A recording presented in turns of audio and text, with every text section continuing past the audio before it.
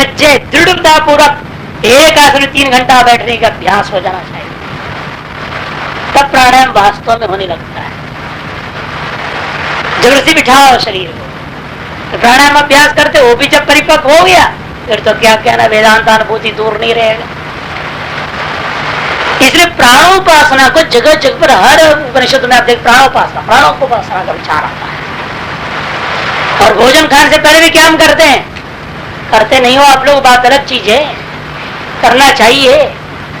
प्राणोपासना तो होता है, पहले प्राण को आसन देते हैं हम, फिर 5 प्राणों को आहुति दी जाती है, फिर उत्तरीय वस्त्र पहनाते हैं और उसी की आज्ञा प्राप्त करके शेषन को ग्रहण करते हैं। ये पद्धति है। तो इस तरह से शास्त्रीय सनातन धर्म की संस्कार की परंपरा संस्कृति ऐसी थी कि व्यक्ति जीवन के प्रत्येक क्रियाकलाप के साथ प्राण को ध्यान में रखता था। प्राण का चिंतन, प्राण का मनन, प्राण के स्वरूप, प्राण का व्यवहार, प्राण का आयाम सदा करते रहता था। अतएव वे लोग संयमी थे और यह देश उस समय सोने का चिड़िया था। और जब कई अशुभति कई से महाराजा ने कह दिया कि हमारे देश में न कोई चोर है, न कोई विचारिणी है, न कोई अविद्वान है, न कोई अनग्निहोत्री है, सब साग्निहोत्री ही है। और सब चोर चांडाल बदमाश भर गए। कारण क्या है, हम लोगों ने प्राणोपासना को त्याग, प्राणायाम को त्याग दिया है, सब चीज को। प्राणों को रक्षा करने वाले गायत्री को भी त्याग दिया, फिर कहां से रक्षा होगा। गयान प्राणान त्रायती गायत्री कहा जाता है। छांदोग्य में विस्तार से आएगा, गायत्री शब्द को व्युत्पत्ति पूर्वक समझाएंगे गायत्री क्या चीज है। तो इसीलिए इन चीजों का त्यागना नहीं चाहिए। इसको त्यागेंगे हम शास्त्र पर्व से हटेंगे, हम महात्मा कहने के लिए वेश मात्र के लिए रह जाएंगे, वास्तविकी मुक्षु भी नहीं हो सकते। इस प्राणोपासना की इस महत्व को बताने के लिए कह रहे हैं, यहाँ पर आते गच्छामा, तभी हम इस आसुर वृत्तियों का अतिक्रमण कर जाएंगे। असुरान अभिभूय स्वयं देव भाव शास्त्र प्रकाशित प्रतिपद्यामहे इत्युक्तवन्तो अन्योन्यम। इस तरह से परस्पर देवताओं ने एक दूसरे के प्रति कहा, देखो ऐसे हम जब एकजुट होकर करेंगे तब असुरों को अभिभूत कर जाएंगे। और स्वयं देव भाव, अपना जो देव भाव क्या है वो स्वशास्त्र प्रकाशितम, शास्त्र प्रकाशित जो वर्णाश्रम धर्मानुसार जो भगवान कहते हैं स्वधर्म निधर्म श्रेय, सर्वधर्मान प्रतिजमान के शरण प्रजा इत्यादि, उनको सम्यक प्रकार से जो है स्वकरणात्मक जो सिद्धि विन्दति मानव इत्यादियों का सम्यक परिपालन करने में समर्थ हो सकेंगे। नहीं तो विषय लोभ हमें परेशान करते रहेगा, किसी भी चीज को सम्यक प्रकार से श्रवण करने नहीं देगा। स्वयं अपने आप को देखेंगे, आप पता चलेगा कौन किस ग्रंथ को परिपूर्ण सांगोपांग अंत तक सुना है, कितने पूरे को पूरा सांगोपांग बिना एक दिन का बिना का किए श्रवण कर सके, कितने लोग हो पाते हैं। एक उपनिषद छोटा सा ईशावास्य उपनिषद, उसमें भी 2-4 दिन नागा लगता है। एक दिन तो कम से कम, कुछ नहीं तो 10 मिनट लेट आ जाएंगे, हो गया ना गड़बड़। 2 मिनट पहले आने की चेष्टा तो जरूर कर, सब चाहते मैं 2-4 मिनट पहले पहुंच जाऊं, लेकिन आते 10 मिनट जरूर लेट। गड़बड़ हो जाता कि नहीं हो जाता है। ये आसुरी वृत्ति ऐसा है, कुछ न कुछ निमित्त बना देगा आपको, जो है वहीं रास्ते में ही कोई न कोई मिल जाएगा, आप मजबूरन बात करने लग जाओगे, लेट हो जाओगे। आसुरी प्रवृत्ति इतनी अंदर है, वासना स्वाभाविकी, आपको वो व्यवहार महत्वपूर्ण रास्ते मिल गया, इसको हम बिना बात के आगे चल जाकर नाराज ना हो जाए। अरे उसकी नाराजगी तुमको महत्व है, पूर्ण है कि वहां जो स्वाध्याय का 10 मिनट लेट होना महत्वपूर्ण नहीं। स्वाभाविक रूप से जो व्यक्ति का विवेक नहीं हो पाता है, इसलिए कहते हैं कि तभी जाकर के हमारे अंदर शास्त्र प्रकाशित जो चीज है वो प्रतिपाद, उसको मैं प्राप्त कर सकूंगा, उसका आचरण कर सकूंगा। ऐसे उन्होंने परस्पर विचार करके निर्णय लिया और कहा, उद्गीत कर पदार्थ कर्तृ स्वरूप आश्रय ज्ञान कर्म अभ्याम। उद्गीत कर्म भूता जो पदार्थ है तब कर्तृ स्वरूप का आश्रय कैसे हो सकता है? का तरीका क्या है? ज्ञान कर्म अभ्याम, कर्म और उपासना के द्वारा। कर्म और उपासना के द्वारा ही हम प्राण को आश्रित कर सकते हैं। कर्म ही है, भोजन से पहले भोजन के बाद सब करते कि नहीं करते, यही कर्म है। और प्रत्येक भाव से आप जो खाते हो, प्रत्येक कौली के साथ मंत्र का बोलता स्वाद के साथ खाओगे, प्राण और प्रसन्न हो जाएगा, प्राण और शुद्ध होते जाएगा। भले हम पहले तो एक कर दिया है और आदत हो चुका है, यूं कर दिया यूं कर दिया यूं कर दिया, चल रहा हो तो भाव बनती नहीं है।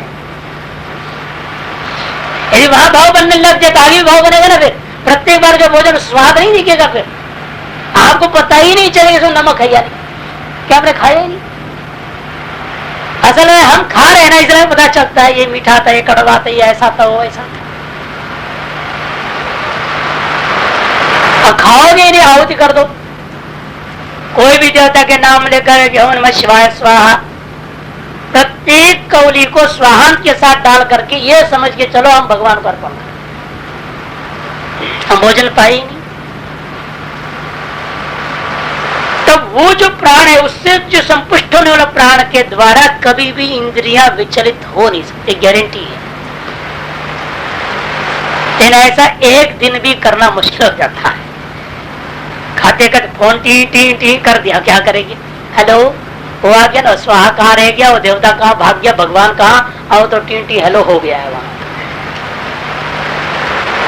बड़ा मुश्किल होता है, कोई ना कोई आ ही जाता है, कुछ न कुछ भी होता है। इसलिए कहा था भोजन और भजन दोनों एकांत में होता है। क्यों कहते थे, ये पंगत में नहीं होता है, ये जो पंगत में खा रहे हैं इसलिए सब भ्रष्ट हो रहे हैं। भिक्षा ले और अपने कमरे में एकांत चुप बैठे, शांत मन करके आराम से एक कोली खाएं और भगवान का नाम लेते स्वांत के साथ डालें, तो देख रहा उसको 3 महीने के अंदर वो अलग ही हो जाएगा, वो आदमी बदल जाएगा। जो पहला जैसे रहा है उसका 100 गुना अंतर आप 3 महीने के अंदर देख लेंगे। विचार में, चिंतन में, मनन में, बोल चाल व्यवहार, उठना बैठना सब फर्क हो जाए। आदमी आश्चर्य कर सके वही एक ही दूसरा है, पहले जितना बोलता था एक करता तो करता, अब तो कुछ नहीं। उसके अंदर स्वतः ही शास्त्रीय प्रवृत्ति के अनुरूप उसके रूपशम दिखाई देगा, उपरति दिखाई देगी, वैराग्य दिखाई देगा, स्वतः से प्रकट हो जाएंगे। लेकिन कोई ये चाहता नहीं, हम भिक्षा लगी क्यों खाएं, वहां बैठ के खिलाते हैं, वहां जाएंगे हम बैठ के खाएंगे, बैठ के खाओ, नतीजा भुगतो। होता क्या है, जब बैठ के खाते तो वहां सब अलग अलग प्रवृत्ति, अलग अलग संस्कार है, अलग अलग वासनाएं हैं, उनकी तरंग, कोई गुस्सा में बैठे खा रहा है, कोई कैसा खा रहा है, मिर्च चो रहा है, चू चू हो रहा है, क्या हो रहा है वहाँ, कोई अचार ला के साथ में खा रहा है, कोई कुछ हो रहा है, सारे पटर लटर पटर होते रहता है। और सारी वहाँ जो माहौल है, उस हॉल के अंदर जो वृत्ति है ना, वो खिचड़ी वृत्ति है, एक तरह से न सात्विक है, न रासिक है, न तामसिक है, वो ऐसा विचित्र है, और आप भी इसलिए सब विचित्र हो जाते हैं। जो पंगत बैठे खाते सब विचित्र हो जाते, इसीलिए क्या करें हम, मजबूरी लोगों की अपनी अपनी अहंकार है, अपने अपनी वासनाएं, अपने अपने संस्कार ऐसा है, वो लाने में उनकी बेइज्जती होती है। भिक्षा लाके कुटिया में बैठ के खाने में बेइज्जती होती है, और ठंडी भी हो जाती है रोटी, गरम गरम मिलेगा नहीं खाने को, कई बातें। अब ये रसास्वाद में लगे हुए हैं, अपने अहंकार के कारण से, अपनी साधना से विच्युत हो रहे हैं। जिस लक्ष्य से यहाँ आए साधु बन के, वह लक्ष्य उन्हें प्राप्त इसीलिए नहीं हो पाता है। और लोग कहते हैं कि दोष देते रहे, वो हमको भजन करने नहीं देता, ये ऐसा हो रहा है, वो मैं खल्ला मच रहा है, वो हो रहा है, सब बहानेबाजी है। खुद ऐसा कर्म नहीं कर रहा है जिससे उसके अंतःकरण अपने आप एकाग्र अंतर्मुख हो सके। प्राणोपासना अंतर्मुखीकरण के लिए ही है, वो अंतर्मुखिता का अभाव का मूल कारण है। यही चीज कह रहे हैं, हम ज्ञान कर्म के द्वारा उदित कर्म को आश्रित कर सकते हैं। प्राण का आश्रय करना एक ही रास्ता है, कर्म और उपासना। खान पीना सकल कर्मों में, उपासना चिंतन मनन ध्यान के द्वारा, और इसके लिए जो भी अभ्यास है वो सकल अभ्यास के द्वारा करनी चाहिए। प्राण विषय उपासना कर्म समुच्चय अनुष्ठान 8 नंबर टिप्पणी स्पष्ट करते हैं, प्राण विषय उपासना और उत्तर संबंधी जो कर्म, इनका समुच्चय पूर्वक अनुष्ठान करने से ही हम उदित कर्म पदार्थ कर्तृ स्वरूप का आचरण कर सकेंगे। कर्म वक्ष कर्म में क्या हो, बाह्य कर्म कांड यज्ञ करना नहीं, कर्म इसी यहाँ बताएंगे। असतो माव सद्गमय तमसो माव ज्योतिर्गमय, आगे मंत्र आने वाला है। उन्हीं मंत्रों का जप, ये कर्म प्राणोपासना संबंधी जो मंत्र बताए गए हैं उन मंत्रों का जप करना है। वही बता रहे मंत्र जप लक्षण वक्षमाणं विदिक्ष्यमाणं तदेतानि जपेत इति, है तदेतानि जपेत, ऐसा विधि आया। इनको जप कीजिए जो प्राणोपासना करने वाले हैं। इस प्रकार से स्पष्ट ही वक्षमान मंत्र जप रूपा विदिक्ष्यमान जो है उसको कर्म शब्द से ले रहा। उपासना क्या है? ज्ञान तो इदमेव निरूप्यमान, अभी निरूपण करने वाले हैं। इन्होंने देवताओं ने चक्षु को आश्रित किया और चक्षु ने क्या किया, अच्छे चीज को अपने लिए रख लिया और खराब खराब चीज देवता को दे दिया। आपसे विद्ध हो गया, स्वार्थी बन गया वो।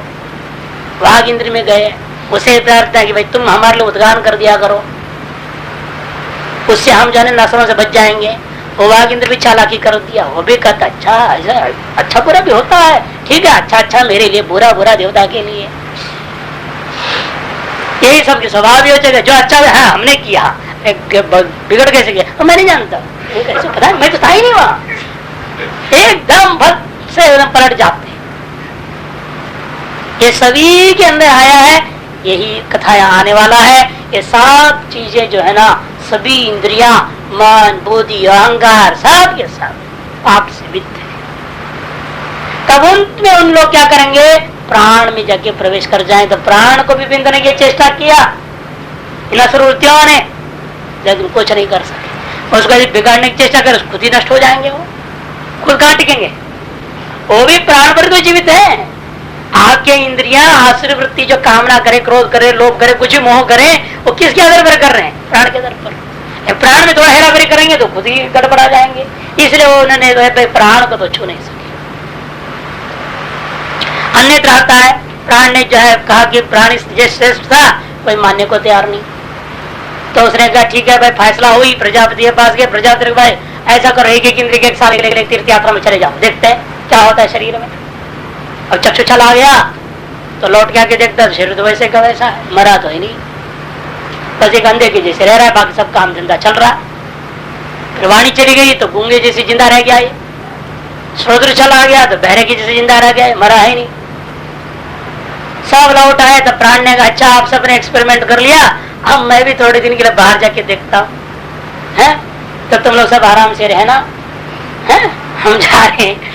जहाँ वो चलने लगा सब पैर पकड़ ले, बाबा रुक जाओ रुक जाओ, तो उठने लगे इतने में सत्यानाश हो रहा है।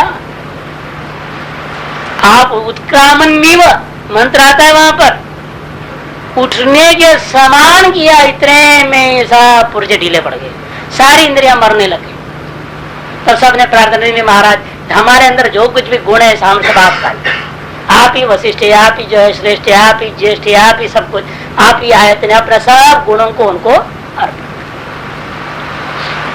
अन्य रूपेण कथाओं के द्वारा बताया गया, तात्पर्य इतना ही है, कर्म में उपासना के लिए प्राण के स्वरूप का कथन कर रहे हैं। प्राण की ज्येष्ठता, श्रेष्ठता, वशिष्ठता, आयतनता इत्यादि गुणों का कथन कर रहे हैं उपासना के लिए।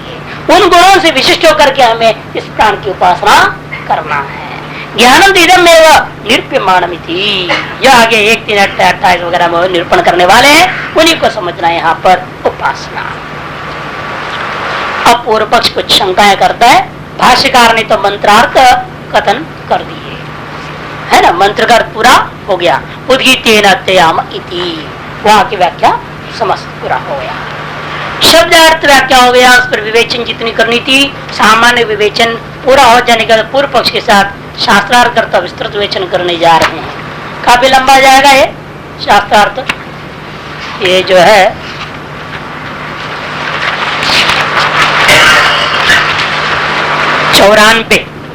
74 से 94 20-21 पृष्ठ पूरा का पूरा है, 20 पृष्ठ है।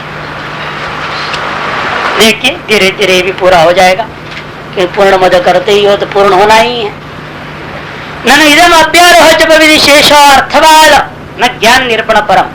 कहते ये उपासना कुछ नहीं। यहाँ पर आपने कहा ना अभी उपासना का कथन करने वाले कथा के द्वारा, ये उपासना नहीं है। वो जो जप आने वाला ना, जपित विधि तो है, जपित उपासित ये तो है नहीं यहाँ। इसीलिए उस जप मंत्र के प्रति अर्थवाद है। पूर्व पक्ष कहता है इदम अप्यारोह जप विधि शेष, ये जो जापात जिसको आप उपासना कह रहे हो, ये जो आख्याय का रूप में आप विचार कर रहे हैं, ये आख्याय का उपासना परक नहीं है।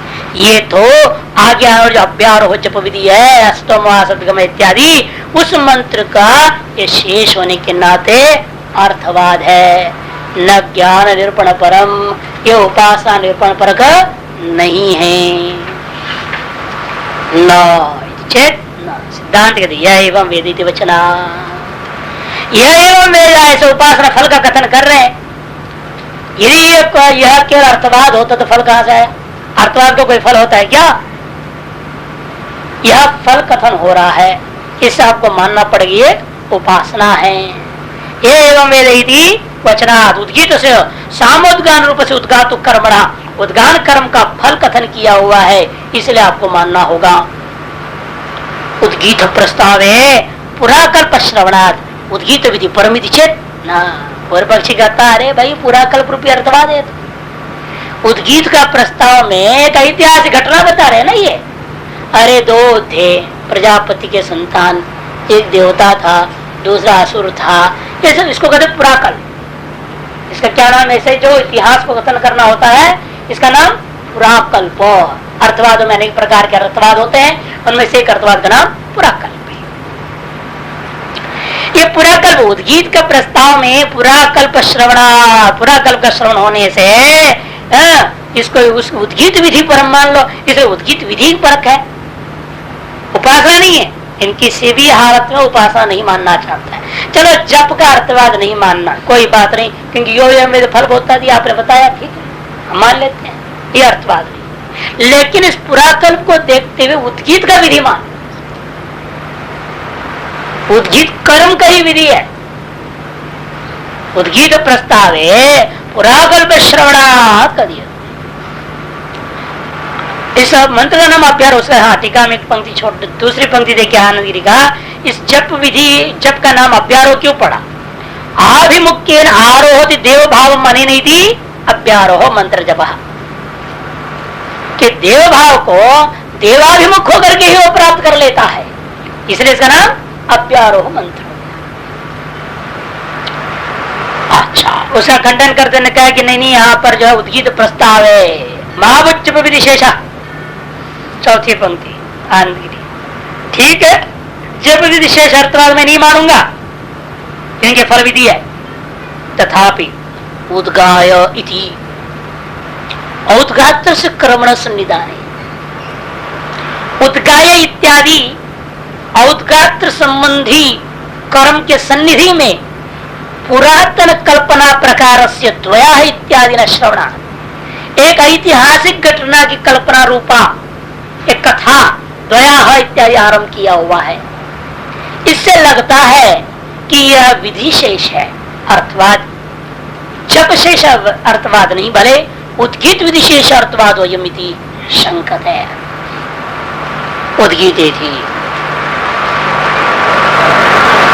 जन्ना, तब सिद्धांति कहता है अब प्रकरणात, ऐसा नहीं कहना या उद्गीत का विधि नहीं हो रही है तो उसका तच्छेष अर्थवाद कैसे मानूंगा? जप विधि होता वो तो है, लेकिन उसका ही अर्थवाद नहीं मान सकते क्योंकि फल विधि है।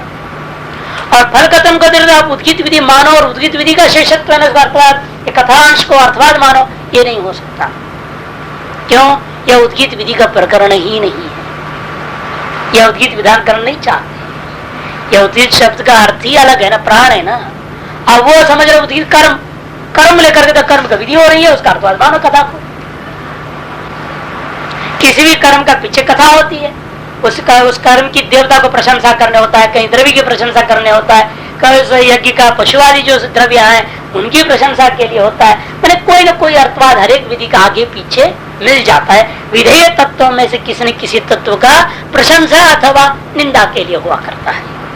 इसी प्रकार से यह उद्गीत का यदि विधि होता तो विधेय होता उद्गीत का अर्थवाद रूपेण द्वया सुराहा जय प्राजापत्या देवाच सुराश्च इत्यादि करके जो कथा है, इस कथा को अर्थवाद रूपेण अन्वय किया जा सकता था, लेकिन न क्यों अप्रकरणात्, यह उद्गीत विधि का प्रकरण ही नहीं है। उद्गीत से अन्यत्र भी तथा उद्गीत का विधि तो अन्यत्र हो चुका है, उसको यहाँ करने की जरूरत ही नहीं। विद्या प्रकरण तच्च। और दूसरी बात, यह पूर्व अभी दो ब्राह्मण आपने पढ़ा उपासना प्रकरण, और बीच में कहा से कर्म घुस जाएगा भाई।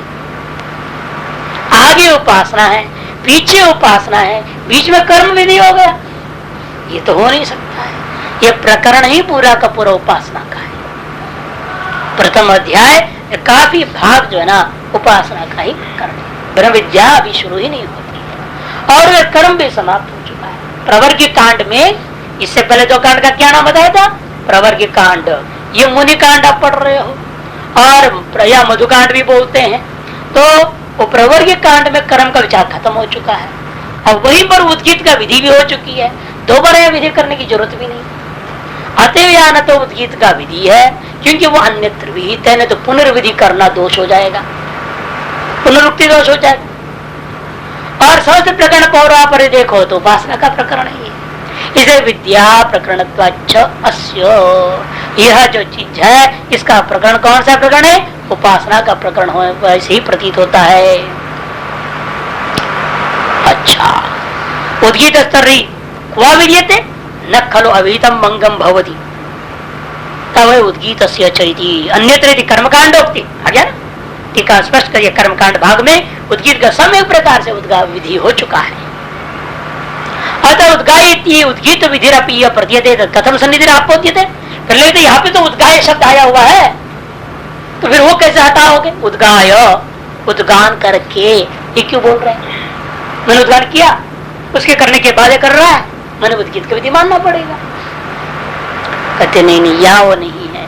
यह उद्गीत विधि प्रतीयमान आंतरिक स्पष्ट करते हैं। उद्गीत विधि जो यह प्रतीत में हो रहा है ना आपको, वो वास्तव में प्राणस्य उद्गात्र दृष्टिया उपासना विधि अन्यथा प्रकरण विरोधात्, प्राण का ही यहाँ पर उपासना विधि पर समझो। उद्गात्र दृष्टिया, उद्गान करने वाले का दृष्टि से प्राण की उपासना करनी चाहिए, यही यहाँ पर प्रकरण है। नहीं तो प्रकरण के साथ विरोध हो जाता है। और उद्गाता कौन है? जो बोलचाल कर रहे जीवात्मा ही उद्गाता है। यहाँ उद्गीत क्या है? प्राण, उसका उद्गान कौन कर रहे हैं? आप कर रहे हैं, इसलिए जीव ही उद्गाता हो गया। जीव हो गया उद्गाता, इसका प्राण ही उद्गीत है। उसका उद्गान 24 घंटा करते ही ले रहते हो। ये जो श्वास का लेना और छोड़ना, यही उद्गान है। आप जो लेते हो छोड़ते हो, निरंतर चल रहा है ये जो, यही उद्गान रूपा क्रिया है। ये उद्गान रूपी क्रिया का जो लक्ष्य कौन है? उद्गीत रूपा प्राण है, और उसका करता इसलिए आप जीव हो गए जो श्वास प्रश्वास क्रिया का करता है। इसलिए उद्गात्र दृष्टिया उद्गीत की उपासना करता है, माने जीव स्वदृष्टि से प्राण की उपासना करना चाहिए। इसलिए यहाँ पर उद्गाय इत्यादि शब्दों का हुआ है। नहीं तो समस्त उपासना प्रकरण के साथ विरोध हो जाएगा। अप्यारो जप से अनित्यत्वात्। और दूसरी बात, ये जो अप्यारो जप तुमने कथन किया है ना, वह अनित्य भी है। अनित्य में कदाचित, वह कदाचित, इसलिए कहना पड़ रहा है, विचार ही चलता है। उपासना पूर्वक जप होनी चाहिए, जप पूर्वक उपासना होनी चाहिए। कई लोग पूछते हैं ना, पहले जप करूं बाद में पूजा पाठ करूं, या पहले पूजा पाठ के बाद में जप करूं, क्या करना चाहिए? लोक व्यवहार में पूजा, सामान्य पूजा में शंकाएं होती है। लोगों को विधियों का ज्ञान है ही नहीं। वो कहते पहले जब तक कर लो, पता नहीं पूजा पाठ करते करते मन इधर उधर हो जाता है, बाह्य मुख हो या भरी मुख होना पड़ता है। इसलिए पहले नहा धो तो फैस रखते हो तो जब कर लेना, पहले बाद में पूजा करना, गलत है। और पहले पूरा पूजा निपटा दो, बाद बट के अलग से जप करो, ये भी गलत है। क्योंकि पूजांग भूत है जप अलग चीज है, स्वतंत्र मंत्र जप एक अलग चीज है। स्वतंत्र जो मंत्र होते हैं उनको जब आप पहले भी कर सकते हो, बाद में भी कर सकते हो, स्वतंत्र रूप में कभी भी कर लो, मर्जी आपकी है। लेकिन देव पूजांग भूत है जो जप होता है, जैसे गायत्री जप करनी है, अब कैसे करोगे, बाद में कैसे कर डालोगे भाई? जब संध्या वंदन का अंग भूत है वो, तदरूपेण आप जब करना चाहते हो तो संध्या वंदन के आगे पीछे सब काम करो, आगे पूर्ण क्रम से करते जाओ, जहां पर जब विधि आई वहीं पर उसका जप करो, बाद में अन्य काम करते जाओ। उसकी उत्तरवर्ती जो कर्म है उसको करो ताकि बाद में समापन होगा उसका। और स्वतंत्र गायत्री जब करनी है, कर्मांग भूत होकर नहीं करना हो, तब तो आपकी मर्जी, जब चाहे तब करो। ये चीजें निर्भर होता है ना कहाँ कैसा है। इसलिए यहाँ भी विचार चल रहा है कि उपासना पूर्वक ही जप करनी चाहिए या जप पूर्वक उपासना करना चाहिए। पूर्व पक्षी कहेगा जप पूर्वक उपासना करनी चाहिए, तब सिद्धांति कहते नहीं नहीं, जप तो नहीं, जप का अंग उपासना नहीं है, उपासना का अंग जप है, दोनों में अंतर है। यदि आप जप का अंग उपासना मानते तब तो जप होगा और उस पीछे जहां जपांतरभूत आप उपासना करना है, जप पूर्वक उपासना होता। उपासना का अंग जप होने के नाते ऐसे उपासक को यह मंत्र जप करना चाहिए, एतानि जपेत ऐसे कहा है। पहले उपासना बता दिया, बताने के पश्चात एतानि जपेत कहा हुआ है। इसलिए कहते वो जो अभ्यास और जप वो अनित्य है, उपासना नित्य।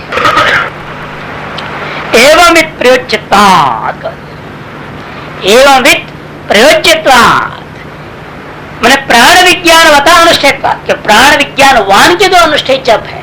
इसे जप पूर्वक उपासना नहीं हो सकता, उपासना पूर्वक ही जप हो सकता है।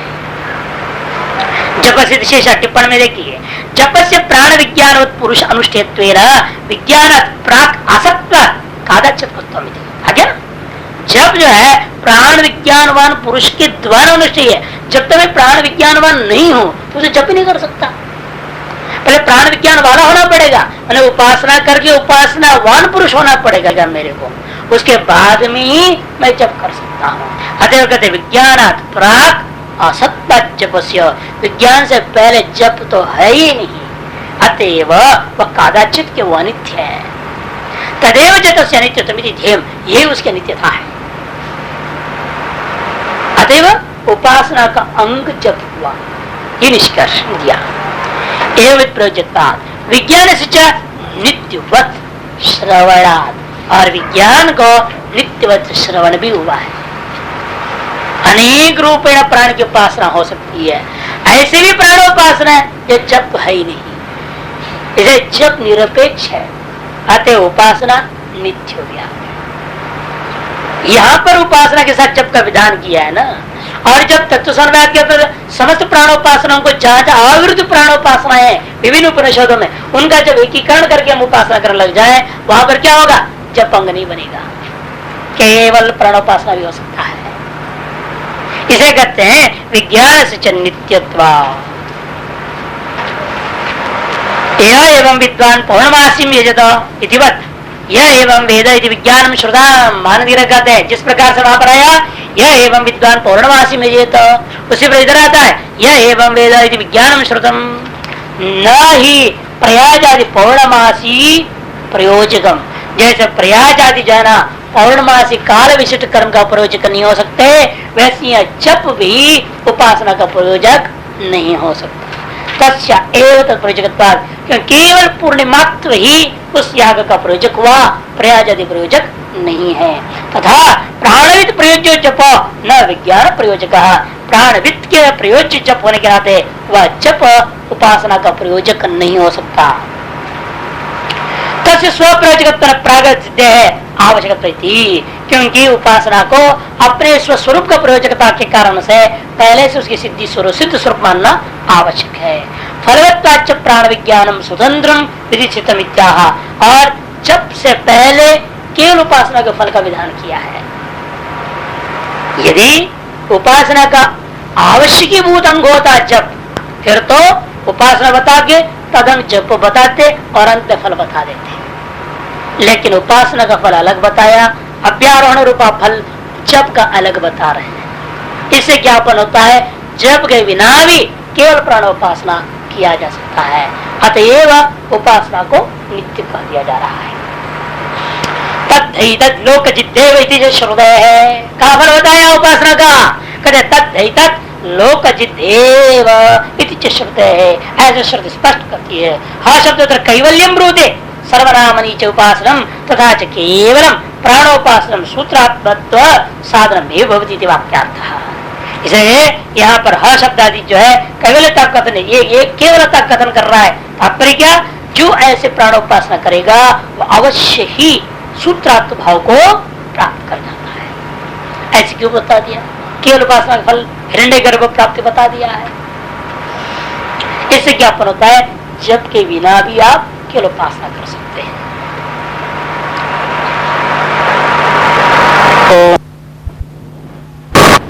तो कह रहा है कि भवत नाम प्राण से उपासनम न तो विशुद्ध्यादि गुणवत्ता ये चलेगा। अच्छा हाँ, तद लोकजिदेव यहाँ हुई थी ना, तद लोकजिदेव श्रुति है, ऐसा श्रुतियों ने फल बताया है। अच्छा, हा शब्दोत्र कैवल्यम ब्रूते एकता केवल शरणावली च उपासना, तत् वो जो उपासना है उसके द्वारा इस लोक को ही जीता जाता है। मैंने कर्म असहकृत प्राणोपासना से, कर्म असकृत कर्मांग अनवबद्ध, कर्मांगों से असंबद्ध, तो कर्म निरपेक्ष जो यह प्राणोपासना है, यह प्राणोपासना सूत्रात्मा हिरण्य भावात्म भाव की प्राप्ति रूप फल बताया है। प्राण से वागादिनांच शुद्धि वचना, एक और हेतु देता है प्राण से वागादिनांच, प्राण को शुद्ध बताना यहाँ पर लक्षित है और वागादियों को अशुद्ध बताना लक्षित हो रहा है। इसलिए भी मालूम होती है उपासना है यहाँ कर्म निरपेक्ष उपासना है। नहीं अनुपास्यत्व प्राण से शुद्धि वचनम वागादिनांच स उपन्यस्तानाम अशुद्धि वचनम, और यदि यह उपास्य नहीं होता हिरण्यगर्भ रूपा प्राण यदि उपास्य नहीं है, फिर उसको शुद्ध कहना और उसके सह पठित वागादियों को अशुद्ध कहने में और कोई तात्पर्य में दिखाई नहीं देता। वागादि निंदया मुख्य प्राण स्तुतिश्च विप्रेता उपपद्यते। अब वागादि की अशुद्धि कथन द्वारा वागादि की निंदा मानिए और तद द्वारा प्राण की शुद्धि कथन, प्राण की स्तुति के लिए ये सब किया गया है। यह मानने पर ही सारी व्यवस्था पौर्वापर्य का प्रसंग उपक्रम उपसंहार समन्वित होता है। मृत्युम अधिक्रांतो दीप्यत इत्यादि फलवचन, और फलवचन भी क्या कहता है, मृत्युम अतिक्रांतो दीप्यते, ये कह दिया। मृत्यु का अधिगमन करके प्रकाशित होता है। ये जो प्राण है वो जो सामान्य मृत्यु होता है जन्म मरण रूपा शरीर का, इस मृत्यु का अधिगमन करके प्रकाशित होने वाला है। क्योंकि आप जब हिरण्यगर्भ हो जाओगे फिर ये जो जन्म मरण का चक्कर है ये छोड़ जाएगा। हिरण्यगर्भ मृत्यु माने वो बात अलग चीज है। ये जो हिरण्यगर्भ के अंदर हम लोग जीव बन करके उसके स्वप्न के जगत के समान हम लोग सब फंसे पड़े हैं और जी रहे मर रहे जो दिख रहा है, ये तारश जन्म मृत्यु चक्कर से व्यक्ति अतिक्रमण कर जाता है। ये जो फल है ये प्राणोपासना को माने बिना नहीं हो सकता। किसी अन्य कर्म का अंग मानोगे, कई कर्म में तो ऐसा फल बताया नहीं है। कर्म फल तो स्वर्ग आदि है और वहां पर एक पंक्ति फिर घटेगी नहीं, मृत्यु अधिक्रांतो दीप्यते, ये घटेगा नहीं वहां कर्मों में। इत्यादि फलवचन प्राण स्वरूपापत्ति फलम तद्यद यागादि नाम अग्नि आदि भावा, वागादि नाम तद्यद वागादि नाम अग्नि आदि भावा। प्राण स्वरूप प्राप्ति ही मुख्य फल है। यहाँ पर जो वागादियों का अग्नि आदि भाव प्राप्ति है, वागादियों के द्वारा अग्नि आदि भाव की प्राप्ति कब होंगे हम, जब हिरण्यगर्भ हो गए। सर्वदेवता में है ना, हिरण्यगर्भ क्या है, सर्वदेवता में, सर्व संसार में, विराट रे में हो। तो इसलिए हिरण्य भाव को प्राप्त करने का मतलब आप अग्नि हो गए, सूर्य हो गया, सब आप कुछ हो गए। इसलिए वागादियों का देव भाव प्राप्ति होगी। प्रत्येक उपासना की अलग अलग फल जब बताएंगे, वागादियों का उपासना करने से क्या होगा, तब देवता भाव प्राप्त होगा। तथा देवता भाव मैंने अग्नि भाव को प्राप्त होगा और सारे फल केवल इस उपासना से मिल गया। क्यों? आगे से हिरण्य गर्भ भाव को प्राप्त करते इसलिए कहते हैं तस्मात् विदिशित प्राणोपास्त्रत्यर्थः, इसलिए यहाँ पर प्राण की उपासना ही विहित है और अन्य कुछ नहीं, यह मानना ही होगा। तब पूर्व पक्षी कहते हैं ठीक है, प्राणोपासना विधि या मान भी लेते, चलो प्राणोपासना की यहाँ विधि है, फिर प्राण स्वरूप कथन नहीं मान सकते आप, क्योंकि विधियां जो होते हैं वो सिद्ध वस्तु का कथन करने के लिए नहीं होते। विधि अज्ञातार्थ ज्ञापको वेद भागो विधि, अज्ञात किसी वस्तु का ज्ञापन करने के लिए ही विधि होती है और सिद्धार्थ वस्तु कथन करना अनुवाद है ना। सिद्धार्थ वस्तु को जैसे आपने कह दिया वज्रस्तो पुरंदर, इसको हम क्या मानते हैं? भूतार्थवाद रूपी अर्थवाद ले लिया गया। इसलिए जो विधिवाक्य होता है वो भूतार्थ तर्क नहीं हो सकता। और यहाँ तो प्राण स्वरूप, प्राण के अंदर विशुद्ध गुण विशिष्ट प्राण स्वरूप को कथन करने आप जा रहे हैं, तो विधि कैसे हो सकता है? यदि विधि है तो विशुद्ध आदि गुण विशिष्ट प्राण स्वरूप कथन करना उचित नहीं है, और विशुद्ध आदि प्राण स्वरूप विशिष्ट कथन करना चाह रहे हो फिर तो अर्थवाद माननी पड़ेगी, ये विधि नहीं हो सकती। दो में एक मानो, पूर्व पक्षी मीमांसा क्या आ रहा है, कहते भवतो नाम प्राण से उपासनम न तो विशुद्धियादि गुणवत्ता है, फिर तो इस विशुद्धियादि गुण वाला प्राण स्वरूप कथन यहाँ नहीं हो सकता है। विधिश्चेत तरी अपदार्थ प्रगतम विधि, संशय संपत्ति कहना है तो यदि आप विधि मानना चाहते हो फिर सिद्धार्थ सिद्ध वस्तु का कथन नहीं कर सकता। सिद्ध बने जो पहले से विद्यमान वस्तु का कथन, जैसा गृहस्य भेषजम है ना, यजमान प्रस्तर वज्रस्तो पुरंदर अदितेर अदितित्वम, अभी आपने देखा अश्वमेध से अश्वमेधत्वम अदितेर अदितित्वम, जैसे रुद्र से रुद्रत्वम स्वरोदित यद अरोदित तद रुद्र से रुद्रत्वम इत्यादि जो जितने भी ऐसे वाक्य हैं वस्तु के स्वरूप कथन करने वाला वाक्य है, उसको हम विधि कोटि में नहीं लेते। मीमांसा का कहना है वस्तु स्वरूप कथन करने वाला वाक्य का विधि नहीं माना जा सकता, और यदि विधि आपने मान लिया तो वस्तु स्वरूप नहीं मान सकते, दो में एक मानना होगा। इसे पूर्व पक्षी कहता है आपने प्राणोपासना की विधि कहा ना, चलो ठीक है मान लेता हूं, लेकिन फिर विशुद्धता गुण विशिष्ट प्राण की कथन नहीं हो सकता। भवतु नाम प्राण से उपासना विधिचितम न तो विशुद्धियादि गुणवत्ता, लेकिन विशुद्धियादि गुणवत्ता वाला एक प्राण रूप वस्तु का कथन यहाँ नहीं हो सकता। यदि सिद्धांत एकदशी कहता है नमस्यात श्रुतत्वात्, जिसको बोलता है वेद ने विधि ने विधान कर दिया, क्या करूं? वेद ऐसे काम कर रही है ना, इसलिए मान लो वेद ने दो काम कर दिए, यहाँ पर उपासना की विधि भी कर दिया, प्राण का स्वरूप भी कथन कर दिया। श्रुति बोल रही है तो इसलिए मानो। श्रुतत्वात् या ननु एव अर्थ में, पूर्व पक्षी नहीं है यहाँ ननु, ननु सिद्धांति बोल रहा है श्रुतत्व स्यादेव विधिरपि वस्तु कथनम अपि, विधि भी है और वस्तु कथन भी हो रहा है। क्यों? श्रुति कह रही है, इसीलिए नीचे टिप्पणकार स्पष्ट कर चुके हैं, इसलिए ननु ननु अत्र अवधारणे श्रुतत्व गुणवत्ता स्याद एव इत्यर्थ, एव अर्थ में लेना ननु को। अब पूर्व पक्षी खंडन कर रहे हैं इसको, नहीं ऐसा नहीं हो सकता, न, ये पूर्व पक्षी बोल रहा है, ये न पूर्व पक्ष का है। उसके सहजा में क्या रहे स्याद उपास्य स्तुत्यर्थ तो बबद्ध है, कहते हैं ऐसे उपास्य का स्तुति के लिए मान लो। फिर यदि कथन भी हो रहा है, वस्तु के स्वरूप कथन हो भी रहा है, तो क्या मानूंगा उसका? जैसे वहां पर क्या है रुद्र याग का विधान कर दिया, धरिशम रुद्रम निरपेत कह दिया, उसी रुद्र की व्याख्या पर स्वरोदित रुद्र से रुद्रत्वम इत्यादि आया, उसका आपने क्या कहा? जो विधि है उस विधि का विषयभूता रुद्र का अर्थवाद है। उसी प्रकार यहाँ पर भी प्राणोपासना हुई है, उस उपासना का विधि का जो विषयभूता प्राण क्या अर्थवाद मात्र है, ये मान लो। तब सिद्धांति न मुख्य सिद्धांत है न ऐसा मत कहो, अविपरीतार्थ प्रतिपत्ति श्रेय प्राप्ति उपत्यर्लोकवत्। देखो दो तरह के अर्थवाद का स्वरूप निर्णय कैसे करो, या अर्थवाद या अर्थवाद नहीं तो सारा वेदांत अर्थवाद में चला जाएगा, यही तो वो चाहता है मीमांसक। तो अर्थवाद मानना है वहीं पर जहां पर प्रत्यक्ष का विरोध होता है। जैसे आदित्य यूपा कह दिया, अरे यूप एक लकड़ी है, हम देख रहे हैं तुम यज्ञ मंडप में गाड़ के रखे हो और उसको कहते हैं सूर्य, देखो चमक रहा है सूर्य, तो प्रत्यक्ष विरोध है यहाँ। ऐसे तो हम क्या कहेंगे, वो यूप का अर्थवाद है। यजमान झाड़ू है बोल दिया, यजमान प्रस्तर, अरे यजमान आदमी है उसको झाड़ू बोल रहे हो, प्रत्यक्ष विरोध हो रहा है। आओ वैसे तो क्या करें, अब यहाँ पर नहीं प्रस्तर तो गुण विशिष्ट यजमान होता है, वास्तव कर लोगे झाड़ू तो गुण वाला यजमान होता है क्या कहीं, ये हो नहीं सकता।